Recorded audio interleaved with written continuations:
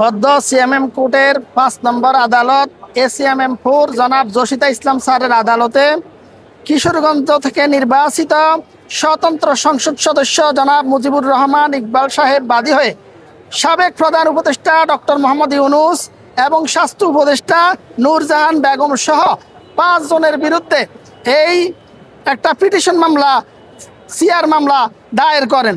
সেই মামলা ৪০৯, ৪২০, ২৭০, ৩০৪ এবং ৩৪ ধারা দণ্ডবিধির এই ধারাগুলো আনয়ন করা হয়েছে।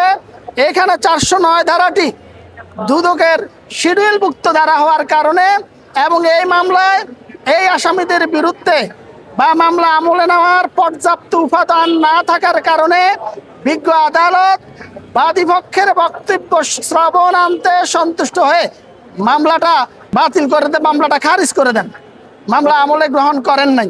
বাংলাদেশ আপনারা জানেন বিগত ১৭ বছর যাবত একটা ফ্যাসিজমের কবলে ছিল। বাংলাদেশের বর্তমান যে সংকটগুলা বিগত সরকার এবং বর্তমান নির্বাচিত নবনির্বাচিত গণতান্ত্রিক সরকার ফেস করতেছে, স্বাস্থ্য খাত, অর্থ খাত, খাদ্য সংকট, দুর্বিপাক, সমস্ত কিছুর পিছনে ভোটবিহীন নিশিরাতের নির্বাচন এবং বিরোধী দলবিহীন নির্বাচনের মাধ্যমে ফ্যাসিস্ট হাসিনা বাংলাদেশকে তলপিহীন জুড়ি এবং এই বাংলাদেশকে সম্পূর্ণরূপে অকার্যকর রাষ্ট্রের দিকে এগিয়ে গিয়েছে। সেখান থেকে ডক্টর মোহাম্মদ ইউনূস সাহেবের নেতৃত্বাধীন সরকার বাংলাদেশকে উদ্ধারের জন্য, বাংলাদেশকে পুনরায় একটা সৃজনশীল রাষ্ট্রে, বাংলাদেশকে গণতান্ত্রিক রাষ্ট্রে পরিণত করার জন্য নির্বাচনের মাধ্যমে, গণতান্ত্রিক নির্বাচনের মাধ্যমে মানুষের প্রত্যাশা অনুযায়ী সরকার গঠন হয়েছে।